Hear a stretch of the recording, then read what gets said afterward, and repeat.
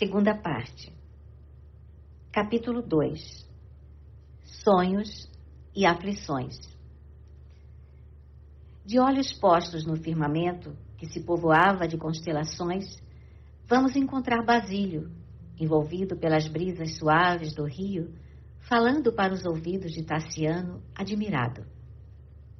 A vida para nós ainda representa impenetrável segredo celeste. Não passamos de animálculos que pensam. O poder é uma fantasia na mão do homem, assim como a beleza é um engodo no coração da mulher. Visitei o Egito em companhia de 2 sacerdotes de Amatunte, e ali encontramos variados remanescentes da sabedoria imortal. Estudei minuciosamente, nas pirâmides de Gizé, os problemas da vida e da morte, entrando em cogitações profundas sobre a transmigração das almas. O que aprendemos em nossos cultos exteriores é mera sombra da realidade. A truculência política dos últimos séculos prejudicou em toda parte o serviço da revelação divina. Creio assim que nos abeiramos de tempos novos.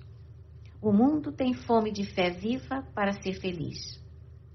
Não admito estejamos limitados à existência física e o Olimpo há de ampliar-se para responder às nossas aspirações. Não acreditas, porventura, interferiu o interlocutor preocupado, que nos basta a felicidade coletiva, a confiança pura e simples na proteção dos deuses dentro do culto aos nossos antepassados? Sim, sim, considerou o ancião. Simplicidade é também uma das faces do enigma. Entretanto, meu caro, no caso do nosso tempo, de incomensuráveis desequilíbrios morais, avulta o problema do homem. Não somos bonecos nos tentáculos da fatalidade. Somos almas, usando a vestimenta de carne, em trânsito para uma vida maior. Pesquisei em todas as grandes estradas da fé, nos arquivos da Índia Védica, do Egito, da Pérsia e da Grécia, e em todos os instrutores veneráveis. Observei a mesma visão da glória eterna a que somos destinados. Tenho de mim para comigo que somos um templo vivo em construção, através de cujos altares se expressará no infinito a grandeza divina.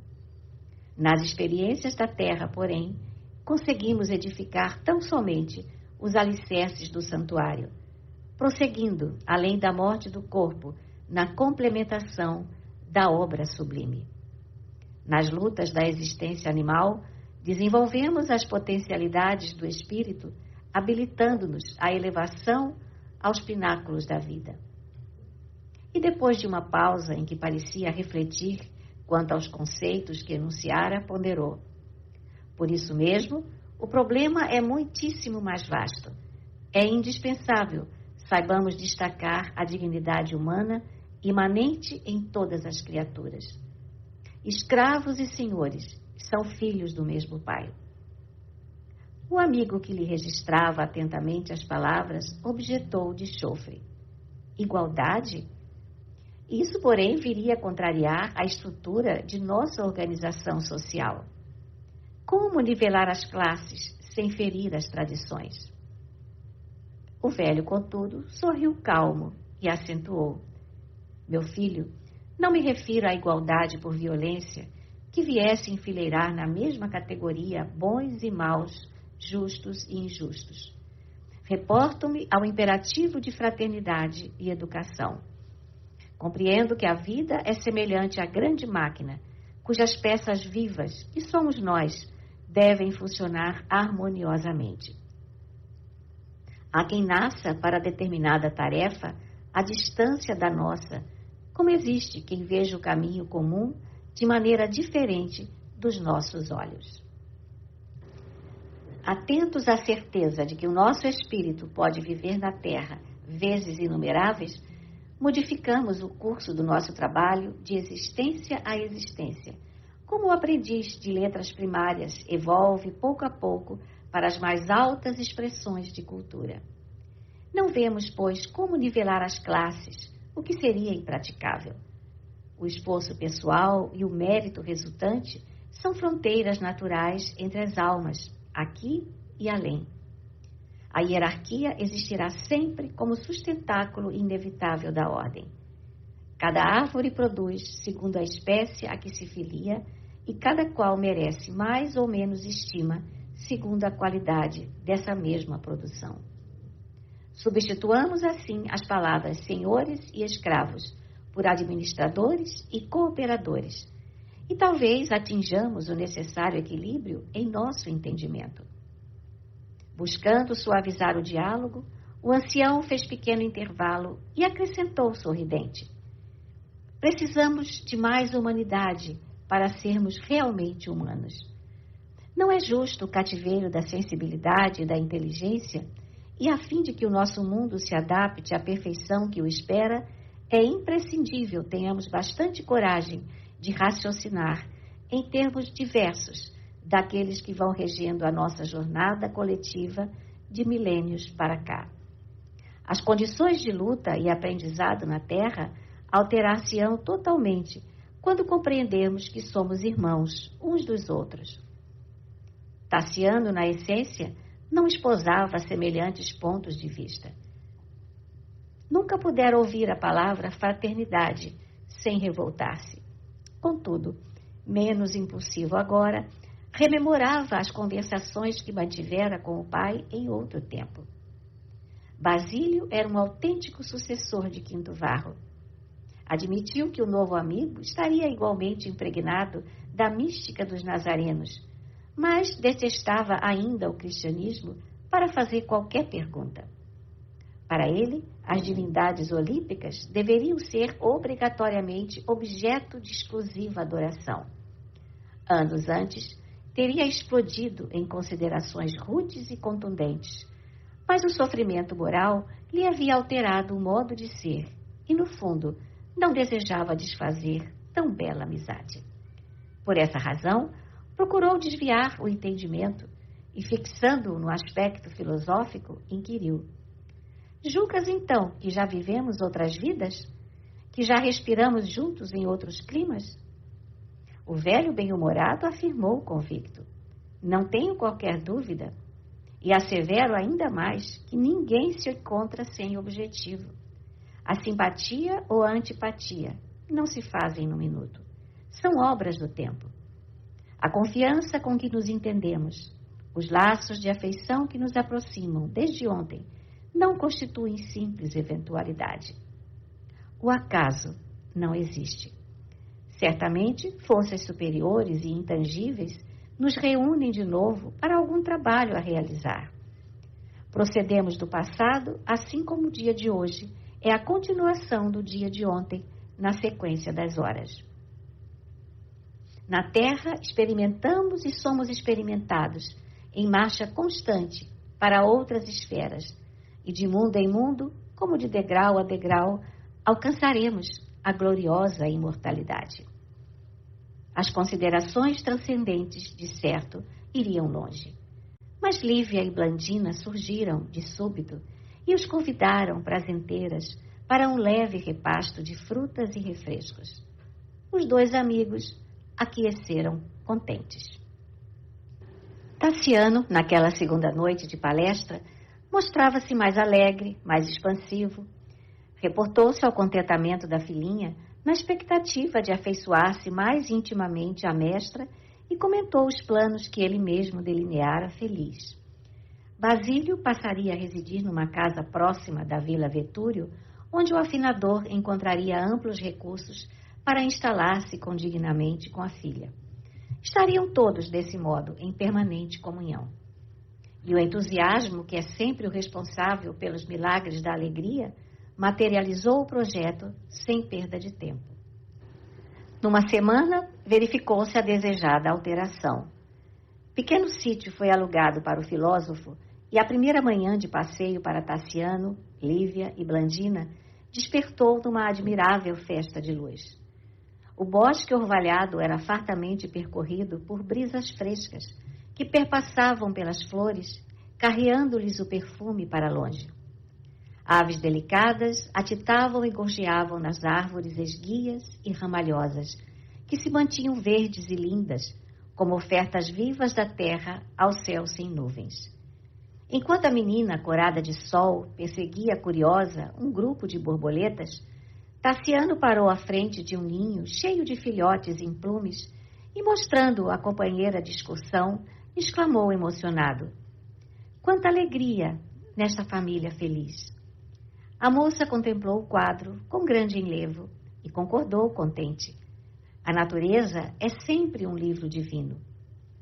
O patrício fitou-a com indisfarçável ternura, deixando transparecer os sentimentos indefiníveis que lhe afloravam na alma, e considerou: Lívia, há momentos em que, por mais se nos fixe a confiança nos deuses, mais se nos torna o coração um labirinto de perguntas sem resposta.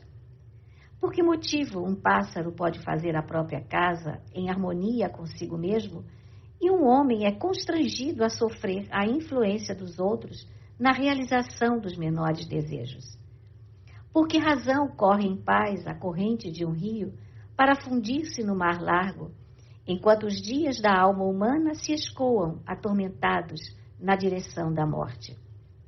Haverá mais clemência nas divindades imortais para os seres inferiores? Seremos, porventura, consciências caídas no integral esquecimento de si próprias, algemadas à terra para serviços de purgação? A jovem que se conturbara ante a chama afetiva que lhe resplendia no olhar, pronunciou alguns monossílabos, evidenciando o propósito de modificar a conversação. Mas Tassiano, encorajado com o rubor espontâneo que assomara a face da interlocutora, prosseguiu carinhosamente. Sempre admiti que as tradições familiares devem nortear os nossos sentimentos. Casei-me, por isso, em obediência a elas, e dentro delas formei a pequena família que me segue os passos. Procurei na esposa que os deuses me trouxeram uma irmã para a viagem no mundo. Supunha que o amor, tal como vemos na existência comum, gerando tantos crimes e tantas complicações, não passasse de mero impulso plebeu nas almas menos afeiçoadas à dignidade social. Sinceramente, não surpreendi em Helena a amiga que meu espírito aguardava. Tão logo se nos fez mais íntima a experiência em comum, percebi a distância moral em que nos situávamos.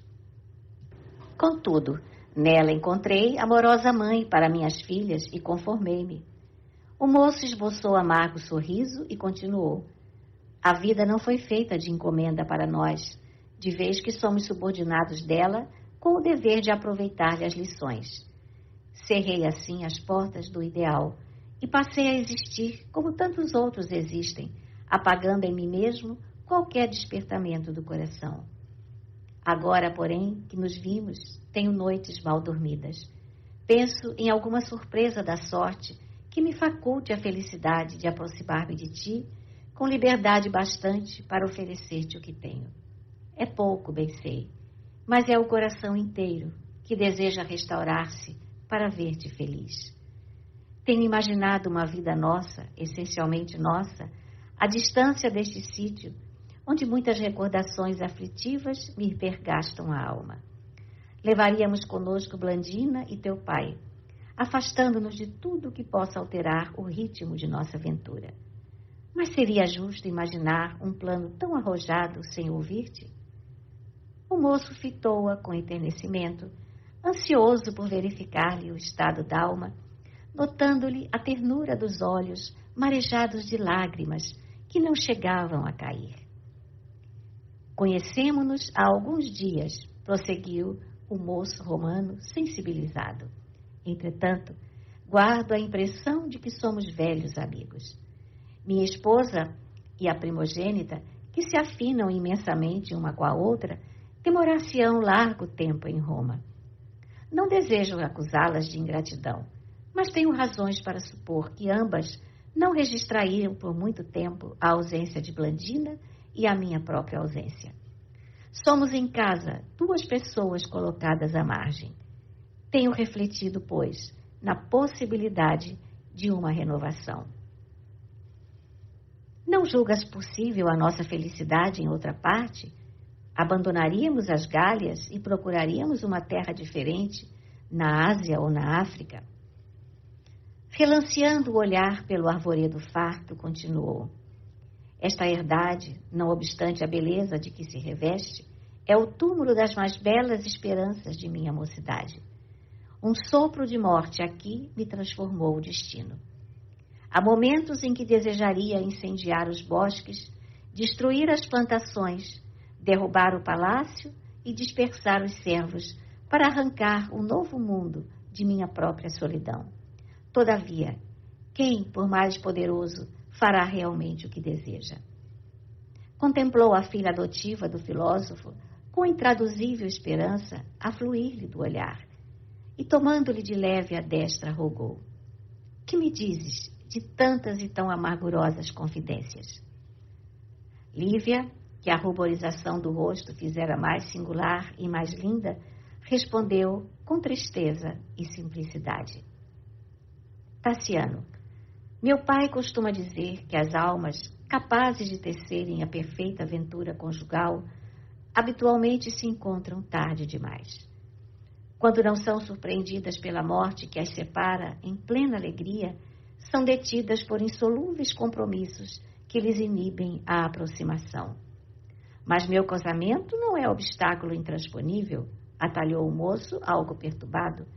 Helena desvencilhar-se-ia de mim como quem se livrasse de um fardo. A moça, contudo, embora serena, acentuou com amargura: o grilhão não pesa, entretanto, somente numa das conchas da balança. Eu também sou casada. O interlocutor sentiu que uma onda de frio lhe gelava o coração, mas permaneceu firme à escuta. Quando meu pai se referiu aos dissabores que nos defrontaram em Massília, reportava-se ao meu inquietante problema pessoal. A moça fez pequena pausa, dando a ideia de quem acordava a memória, e prosseguiu. Há quase 2 anos houve em Massília uma festa ostentosa em homenagem ao patrício Aulo Sérgio Tuliano, de passagem pela cidade. Instado por amigos, meu pai permitiu que eu me incumbisse de vários números musicais na noite de maior regozijo público. Nessa ocasião, conheci Marcelo Volusiano, um homem que de imediato se interessou por minha companhia e que em poucos meses se fez meu esposo. Meu pai sempre alegou a necessidade de conhecer os antecedentes antes de formular a sua aprovação ao matrimônio. Todavia, sentindo-se idoso e enfermo, procurou satisfazer aos meus anseios de moça, porquanto eu não alimentava qualquer dúvida quanto à correção do rapaz que me despertara para as alegrias do amor. Ele asseverava proceder de nobre família, com recursos suficientes para garantir-se em variados negócios, e aparentava tanta prosperidade financeira que não vacilei em aceitar como verdade pura as informações com que se nos fazia conhecer. Marcelo, porém, logo após o matrimônio, mostrou-se irresponsável e cruel. Desapareceram dele os modos aristocráticos do amigo de Aulo Sérgio. Além de tirano bem posto, era um jogador impenitente do anfiteatro, mergulhado em atividades escusas. A princípio, meu pai e eu tudo fizemos por subtrair-lhe o vício que o subjugava, e para alcançar esse fim, não hesitei em trabalhar como arpista em festas pagas, acreditando cooperar com ele na solução de débitos numerosos. Contudo, cedo reconheci que ele me usava os dotes artísticos para atrair relações importantes, junto das quais obtinha vultuosas aventuras financeiras, cuja extensão nunca pude conhecer. A moça suspirou, magoada, pelas dolorosas reminiscências, e prosseguiu. Se o problema estivesse limitado aos desgostos de ordem material, provavelmente ainda nos achássemos em Massília, tentando o reajuste. Marcelo, entretanto, apesar de minha dedicação afetiva, em 6 meses de convivência, parecia entediado de meu carinho e, apaixonando-se por Sublícia Marema, inteligente, poetisa e bailarina de renome, passou a viver em companhia dela, sem abandonar a nossa casa. Tantos espetáculos deprimentes presenciamos que meu pai deliberou a nossa transferência para cá, buscando a nossa renovação. E qual é a tua atitude à frente do patife que assim procedeu? Atalhou Tassiano sob forte impulsividade. Como toda mulher, esclareceu Lívia, cuja profundez filosófica, aliada à frescura juvenil, tornava admirável naquela hora. Sofri muito a princípio, mas com o auxílio do céu, o meu ciúme acabou em piedade. Julgo Marcelo demasiadamente infeliz para condená-lo. Não creio possa ele desfrutar a tranquilidade de uma vida digna. Tassiano fitou-a com admiração e pesar e considerou afetuoso. Por que razão pensas desse modo? Não é comum semelhante atitude numa jovem que ainda não alcançou os 20 anos. Acaso não serás tão mulher quanto as outras? Lívia, porém, sorriu algo triste e observou. Não tive mãe que me quisesse. Devo a minha compreensão ao pai que me acolheu. Desde cedo, habituei-me a acompanhá-lo nas digressões filosóficas e a interpretar a vida segundo as realidades que o mundo nos oferece. Na época em que quase todas as meninas estão perturbadas pela ilusão, fui conduzida à responsabilidade e ao trabalho. Em Massília, tudo nos custou caro ao esforço pessoal, e por isso aprendi que não atingiremos a paz sem desculpar os erros alheios que em outras circunstâncias poderiam ser nossos. Não sentes então saudades do homem que amaste? Não lhe disputarias a posse? Por quê? Indagou a interlocutora serena. As saudades que eu possa experimentar não devem impedir o céu de mostrar-me o melhor caminho. Bom seria se eu pudesse partilhar a felicidade com meu esposo.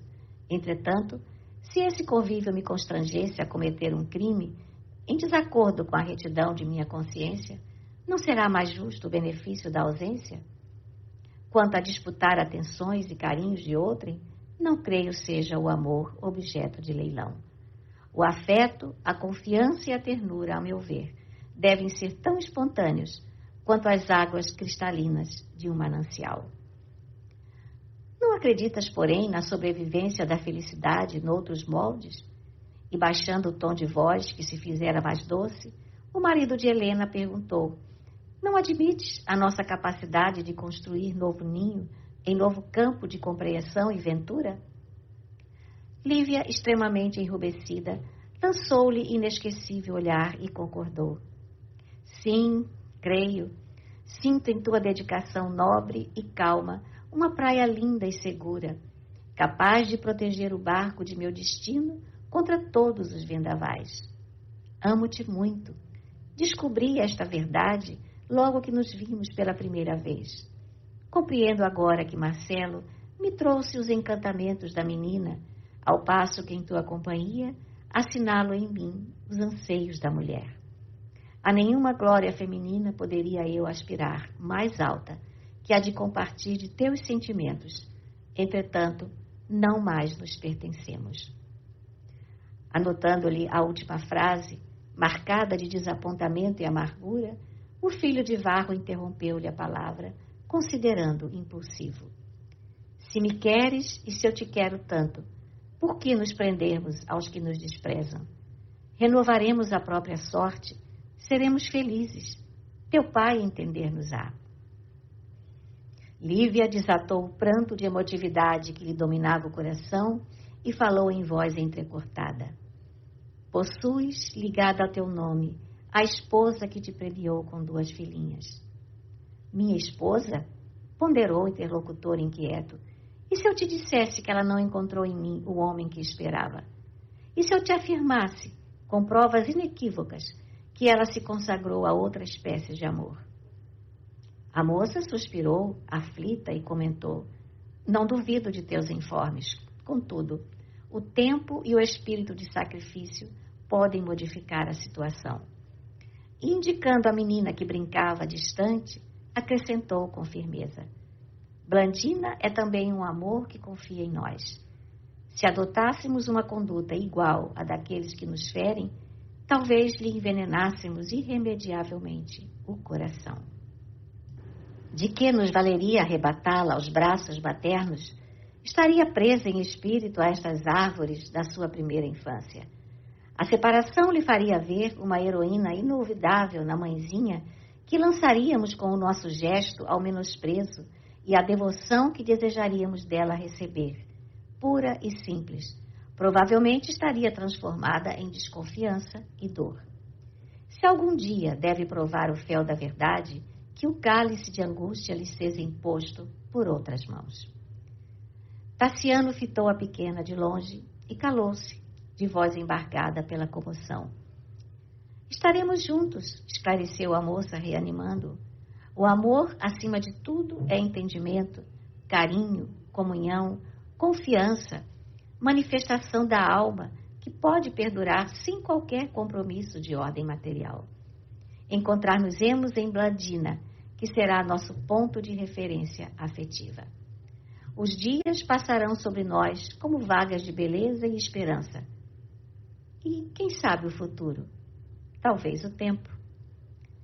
Antes, porém, que pudesse terminar a frase, a menina alcançou-os com belo sorriso a oferecer-lhes soberbo ramo de gerânios encarnados. O genitor refugiou-se no silêncio e a pequenina dominou a conversação, contando graciosas aventuras. Daí a instantes, o trio retomava o caminho de volta. No átrio da modesta casa que passara a habitar, Basílio aguardava-os com visíveis sinais de impaciência. Em reduzidas palavras, deu conta da preocupação que o afligia. Marcelo aparecera inesperadamente. Lívia empalideceu e tentou com delicadeza evitar um encontro entre os dois homens. Todavia, Tassiano, de semblante nublado, resolveu entrar e conhecê-lo de perto. O rapaz, que se abeirava dos 30 anos, era alto, de compleição elegante, mostrando formosa cabeleira a emoldurar-lhe os olhos móveis na fisionomia enigmática.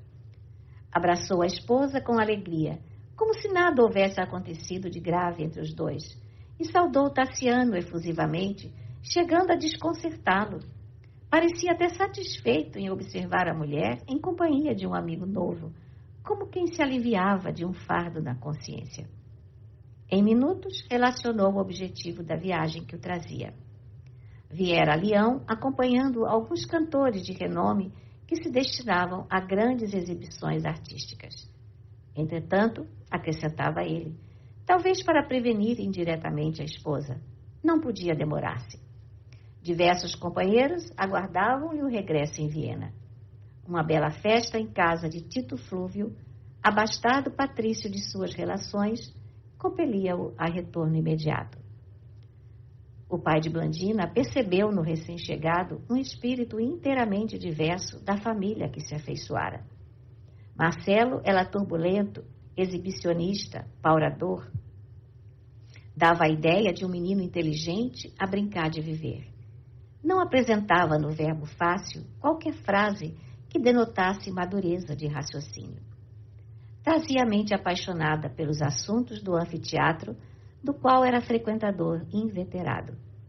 Sabia o número de feras enclausuradas nas jaulas de Massília, quantos gladiadores podiam ali brilhar na arena e quantas bailarinas viviam na cidade, dignas do aplauso público, mas ignorava o nome de quem governava a próspera Gália Narbonense, onde vivia, e desconhecia completamente as suas indústrias e tradições.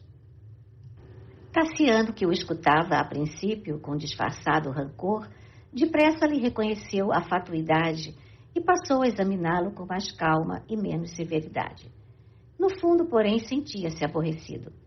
Aquele visitante inesperado era um trambolho no caminho. Se pudesse, exilá-lo-ia no fim do mundo. A ideia de liquidá-lo em alguma emboscada bem feita agitou-lhe o pensamento. Contudo, não nascera com a vocação de assassino e por isso expulsou a tentação que se lhe insinuava na cabeça. Não vacilaria, porém, na mobilização de todos os recursos para afastá-lo.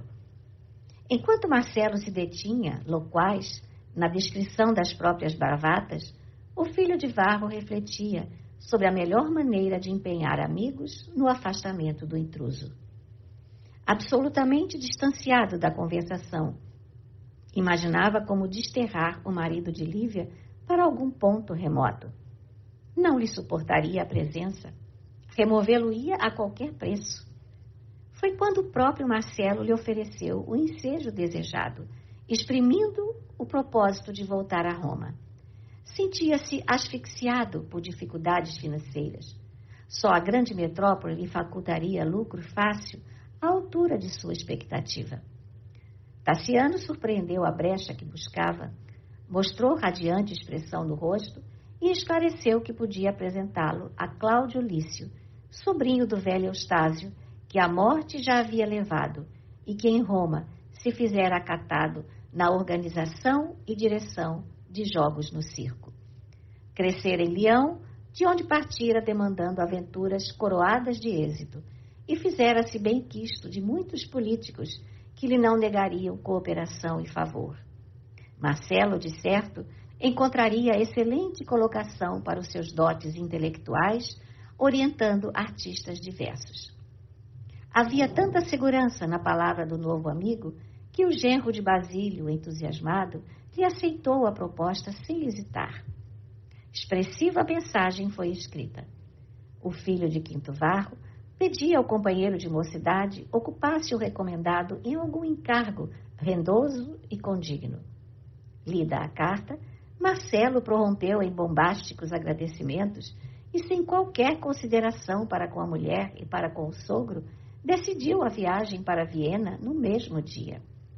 Prometeu retornar em breve a fim de combinar com os familiares quanto ao futuro. Referiu-se às virtudes da companheira como se devesse alimentar-lhe o carinho à custa de elogios, e afirmou ao velho 1000 protestos de amizade e admiração. E a afeição de um pássaro inquieto, feliz por ver-se livre, despediu-se ruidosamente, descendo com outros amigos para a cidade próxima. Começou então para a Vila Vetúrio, famoso período de harmonia e restauração. 3 noites por semana, o palácio era brilhantado com música primorosa e conversação sadia. Enquanto Lívia e Blandina cantavam ao som de harpas e alaúdes, Tassiano e Basílio comentavam Hermes e Pitágoras, Virgílio e Ulpiano, em preciosos torneios de inteligência. Semanas e semanas de felicidade corriam céleres quando Teódulo regressou à idade, trazendo notícias. Helena dirigia ao esposo longa carta, comunicando-lhe a determinação de permanecer em Roma por alguns meses, não só para satisfazer ao genitor doente, como também para solucionar o problema da filha. Galba, fatigado de prazeres, parecia disposto a desposar Lucila. Era simples questão de tempo. Tassiano não prestou maior atenção ao assunto e passou a dispensar ao preposto de Opílio glacial tratamento. Teódulo percebeu-lhe a frieza e jurou vingar-se. Astuto e malicioso, compreendeu que entre o marido de Helena e a filha de Basílio existiam os mais entranhados laços de afeto, e imaginou-lhes as relações mais íntimas, segundo os pensamentos escuros de que se alimentava.